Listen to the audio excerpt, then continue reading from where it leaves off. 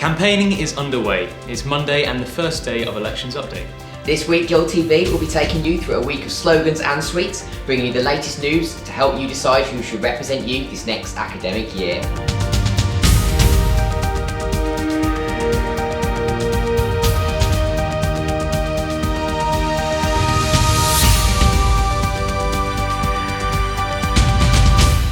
So hello and welcome to the Elections Update for 2017. I'm James. And I'm Elliot. So make sure you tune in throughout the week where we take you through a step-by-step process of the election process. Every day we're going to be discussing different topics. We're going to be getting opinions from our current Representation and Resources Officer, Brandon Hattiloni, and other guests. And today we're giving you all the information you need to get your vote casted. Yep, so don't forget voting closes on Thursday the 2nd of March at 12 p.m. So do not forget to vote. Just go to guildofstudents.com/vote. Today we also have Lizzie Sharp, who'll be introducing you to the Guild elections and the voting process. And joined with us now are two people who have a lot of experience in this area. We have our current Representation and Resources Officer, Brandon Hattiloni. And we also have the current Activities and Development Officer, Natalie Cox, who will be talking us through the voting process and why you should get involved. So thank you, Brandon and Nat. Nice to see you today. Thanks for having us. So to start us off, Brandon, can you tell us, for those who aren't aware, tell us what are the Guild elections? The Guild elections are how you decide who's going to lead your Guild. So this year, me, Nat and 6 others have been in the Guild trying to improve the student experience mainly. So Pete, there's a range of remits, everything from president to ADO, and that controls the different organisations, the different cogs in the Guild, just improving the student experience, representing you and making sure your views are heard. So you should be voting for what you want then? Yeah. So last year the voter turnout was less than 25%, which is obviously lower than we want. Why is it, do you think, that the numbers are so low? It's a complicated one really, because that's about the sector average. Birmingham actually performs a little better than the rest of the sector in terms of the other unions. But I think unions in general and universities have a problem with getting the level of student engagement they need to. My personal opinion is that the office team, whoever's in office, needs to do engagement year round, and we need to make sure we're doing the things that students want and require year round, and that'll build the engagement. And also when elections come around, you have to have a massive push, and that's what we've done this year. Mm-hmm. So do you think the Guild do everything they can to raise awareness about the voting, or just like for Vote Fest for instance, or do you think we could be doing more? Yeah, I think obviously you can always do more. There's a financial limit on how much you can do, but this year's huge. If you pre the wristband on my wrist, this year Vote Fest, as you mentioned it, you can get pizza, you can get a free VK at Fab, you can get a free crepe on Pancake Day, free Subway, free Subway breakfast after Tuesdays. Like plus the chance to win £100 every day if you voted on that day, and £1,000. Holiday voucher overall if you voted. Nice. Yeah, getting a bit hungry now. Yes, Get our votes in. Yeah. We also got those badges as well. And they're really good for this year. Cool. So Leave me alone, I voted. Yeah, so if you've already voted and you're sick of people coming up to you, you can put a badge on. Yeah. Brilliant. Voted. Well, thank you both very much for that information. Now, last week, Lizzie Sharp went to find out what students actually know about the elections. So let's see what she found out. Hello. And welcome to GilTV's coverage of the 2017 Guild elections here at the University of Birmingham. Over the next week, we will bring you countless interviews, analysis, and that all-important student opinion.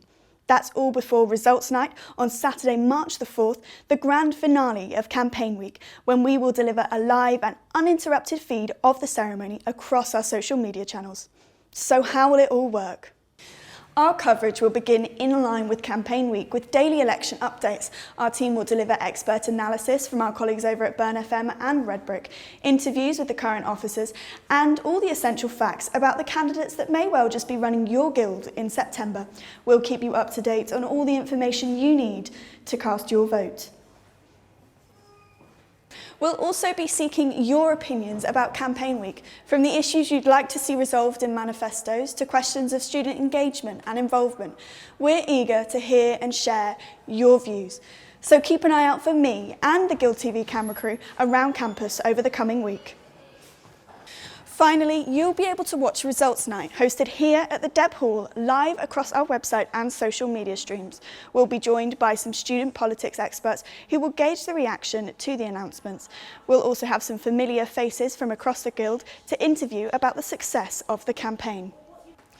We hope you'll be able to join us for this historic evening as we find out who will be running your Guild in September. You can join the conversation online by following GilTV on Facebook and Twitter. We look forward to hearing your views and opinions on Campaign Week, which starts right now. 54 candidates, 17 positions, 6 days. Welcome to Guild Elections. So thank you, Lizzie. So Brandon, how important are the smaller manifesto points as opposed to the larger ones that might stand out a bit more? I think it sounds so cliche, but every manifesto point is of equal importance if that's what people are voting for. It's nice to have a mixture of manifesto points like large long-term vision and small things that you can achieve quickly on your manifesto, but that's kind of my personal idea for it. Like, I want to have things that I can do in the first couple of months and say, you voted for me, here's your return on your investment kind of thing. And then you've also got to have a vision. I think everyone who comes into these full-time office positions has a vision. Looking forward to the future. Anything else to add, Nat? No, I think the same. Like on my personal manifesto as well, there was a few things that I could have got done really easily, and then things that took a bit longer. And you, as an officer, you want to make your lasting impact. So the smaller ones are here and now, then the longer term ones are your impact in the future. So they're important too. Okay, and Natalie, what do you think matters? I mean, is it the manifesto points? Is it people's experience? What do you think students look for when they're voting? I think the experience shows in the manifesto points. If your manifesto points are very broad, they obviously haven't got a very focused approach, I think. So if your manifesto points are like to the point, if they're what the students really want, you'd see that from the experience that they've had really. I think it's everything, but I think the policies are the most important. Don't just look at like flashy signs. Although they're nice, I think the policies are the most important. It's definitely both parts are really important. It's nice to have someone with the experience and that can prove that they can do it essentially, but also I think it's great to have some fresh ideas. So if anyone remembers me on my campaign, I didn't have zero experience, but no one in the Guild knew who I was, and it's nice to come in with some fresh ideas. So I like to see everyone partaking in it. So talking about last year's part, you decided to use Hulk as one of your slogans. So how important are slogans to the campaign process? Slogans, they have their use. They're nice. They're catchy. Are they important? No. Just to catch people's attention, really. They're not going to make you a better candidate. Ultimately, they're not going to get you any votes.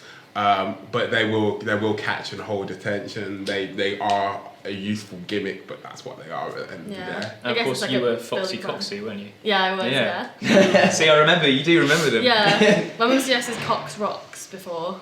I did that one. Okay. That one's taken. So lastly, to finish off, question for both of you. What are you most looking for? What are you most looking forward to these elections? Do you want to start? Nah, you can. I just love seeing campus like full with like colour and banners, and I love like seeing people speak to other students, because that's what we should be about, like a community. And I think there's no other week like it where everyone can talk to everyone.